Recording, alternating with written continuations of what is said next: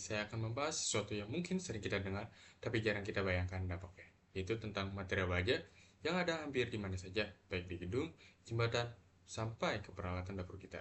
Tapi, tahukah kalian, di balik baja yang kita pakai sehari-hari, ada harga mahal yang harus dibayar, yaitu industri baja menyumbang sekitar 7% dari total emisi karbon dioksida di dunia. Angka itu luar biasa besar. Untuk perbandingan, seluruh industri penerbangan dunia hanya menyumbang sekitar 2,5%. Jadi, bisa dibayangkan betapa besar kontribusi baja terhadap perubahan iklim. Nah, pertanyaannya, apakah kita bisa tetap memproduksi baja tetapi dengan cara yang lebih ramah lingkungan? Jawaban inilah yang coba kita bahas melalui analisis reduksi biji besi dengan hidrogen. Untuk memahami tantangan industri baja saat ini, kita perlu melihat kembali metode klasik yang digunakan selama lebih dari 1 abad, yaitu blast furnace atau tanur tinggi. Struktur ini menjulang seperti gedung belasan lantai. Dari bagian atas, dimasukkan campuran biji besi, kokas, dan batu kapur. Dari bawah, udara panas ditiupkan dengan tekanan tinggi, menciptakan suhu ekstrim lebih dari 2000 derajat Celcius. Di dalam tuku, kokas berperan sebagai pereduksi, bereaksi dengan oksigen dari biji besi dan menghasilkan karbon dioksida. Batu kapur berfungsi sebagai flux yang mengikat pengotor menjadi terang.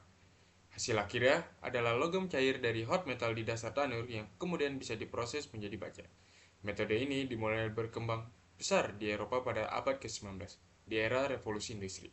Permintaan baja melonjak pesat untuk kereta api, jembatan, dan mesin, sehingga tanur tinggi atau blast furnace menjadi simbol kemajuan teknologi. Namun, keberhasilan ini punya konsekuensinya. Proses ini sangat boros energi dan menghasilkan emisi besar. Setiap ton baja menghasilkan hampir 2 ton karbon dioksida. Jika dikalikan dengan produksi baja dunia yang mencapai 1,5 miliar ton per tahun, maka total emisinya sekitar 3,6 miliar ton karbon dioksida. Jumlah ini setara dengan emisi ratusan juta mobil, bahkan satu pabrik baja besar saja bisa menyamai emisi tahunan sebuah negara kecil. Itulah sebabnya, meskipun blast furnace efisien dan terbukti andal, kini metode ini dianggap tidak bisa terus dipertahankan. Dunia butuh pendekatan baru, dan inilah yang mendorong munculnya riset serta inovasi, termasuk pemanfaatan hidrogen sebagai pengganti karbon dalam produksi reduksi biji besi. Bayangkan sebuah pabrik baja, apa yang terlintas di benak Anda? Mungkin cerobong asap raksasa yang mengeluarkan asap hitam, pekat. Tapi bagaimana jika asap itu kita ganti dengan uap air? Inilah visi besar dari baja hijau atau green steel. Kuncinya adalah mengganti karbon dengan hidrogen. Secara kimianya, perbedaannya sangat jelas. Jika karbon bereaksi dengan biji besi, hasilnya adalah karbon dioksida, gas rumah kaca. Tapi jika hidrogen yang bereaksi, produk akhirnya hanyalah H2O atau uap air. Dari polusi menjadi air adalah sebuah revolusi. Namun perjalanannya tidak mudah, ada beberapa tantangan besar. Pertama, ketersediaan hidrogen. Sebagian besar hidrogen saat ini adalah hidrogen abu-abu yang produksinya masih menghasilkan karbon dioksida. Yang kita butuhkan adalah hidrogen hijau, yang mana dibuat dari air menggunakan listrik terbarukan. Masalahnya, produksinya masih terbatas dan sangat mahal. Kedua, energi. Proses ini butuh suhu yang sangat tinggi hingga 700 derajat Celcius atau di atasnya. Ini memerlukan energi listrik yang masif dan listriknya pun harus bersih agar dampaknya benar-benar ramah lingkungan. Nah, untuk mengatasi ini, para peneliti mengembangkan strategi hibrida, menggabungkan dua teknologi reduksi untuk efisiensi maksimal. Tentu inovasi ini butuh bahan baku terbaik, biji besi hematit yang sangat murni. Kenapa harus murni? Analogi sederhananya seperti masak nasi. Beras kualitas premium akan menghasilkan nasi yang lebih enak dan prosesnya lebih hemat. Begitu juga dengan biji besi, semakin murni semakin efisien prosesnya.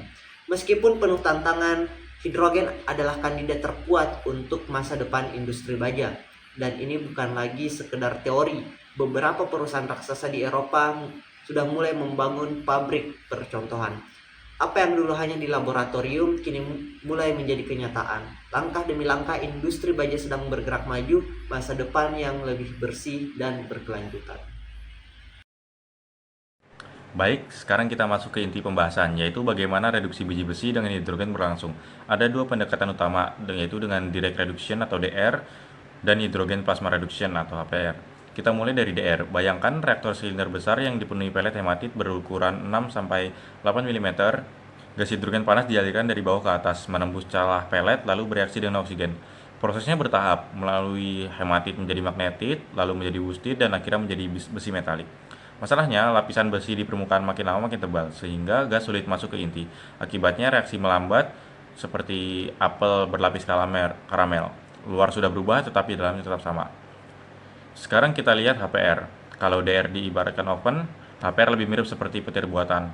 Hidrogen dipanaskan hingga menjadi plasma, sangat reaktif dan berenergi tinggi. Plasma ini mampu memutus ikatan oksigen dengan cepat, bahkan menembus hingga inti partikel.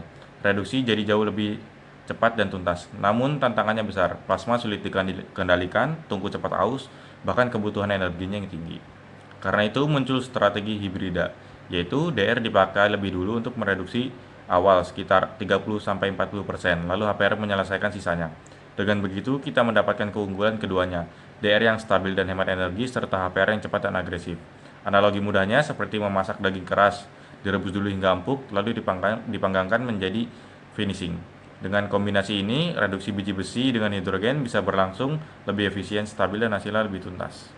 Bagian selanjutnya yaitu tantangan operasional. Proses reduksi dengan hidrogen tidak hanya soal reaksi kimia, tetapi juga soal tantangan operasional di lapangan. Pertama, channeling.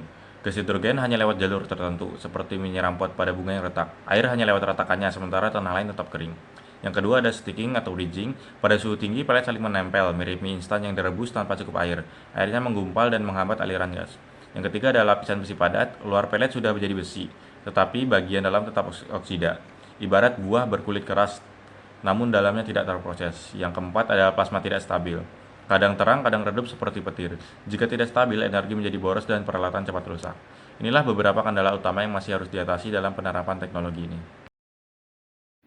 Setelah memahami tantangan dalam produksi baja, sekarang kita bahas solusinya. Bagaimana kita mengatasi masalah seperti aliran gas tidak merata dan pelet yang lengket? Ada beberapa solusi teknis yang bisa diterapkan. Pertama, gunakan pelet biji besi dengan ukuran yang seragam. Ukuran yang konsisten membuat aliran gas hidrogen merata sehingga proses reduksi menjadi jauh lebih efektif dan stabil. Kedua, kontrol suhu secara presisi.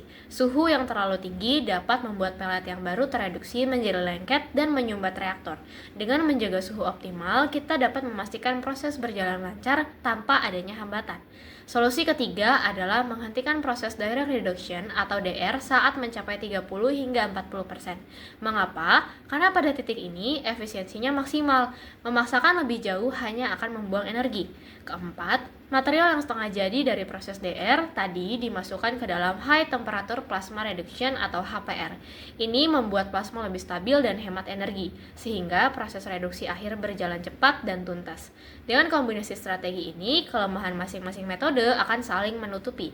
Lalu, kenapa semua ini begitu penting? Karena dunia sedang berlari menuju dekarbonisasi. Uni Eropa sudah merancang aturan pajak karbon untuk baja impor. Artinya, baja yang diproduksi dengan emisi tinggi akan lebih mahal.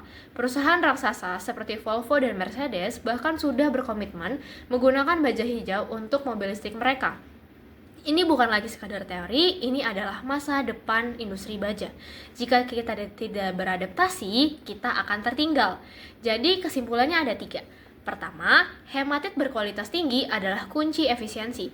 Kedua, tantangan utamanya adalah channeling, sticking, dan plasma yang tidak stabil. Ketiga, solusi terbaik adalah strategi hibrida DR dan HPR. Efisiensi di awal, cepat di akhir. Inilah jalan menuju baja hijau, baja yang tetap kuat menopang pembangunan, tetapi jauh lebih ramah lingkungan. Terima kasih sudah menyimak, semoga bermanfaat dan memberi gambaran tentang bagaimana teknologi bisa membawa kita menuju industri baja yang lebih hijau dan berkelanjutan.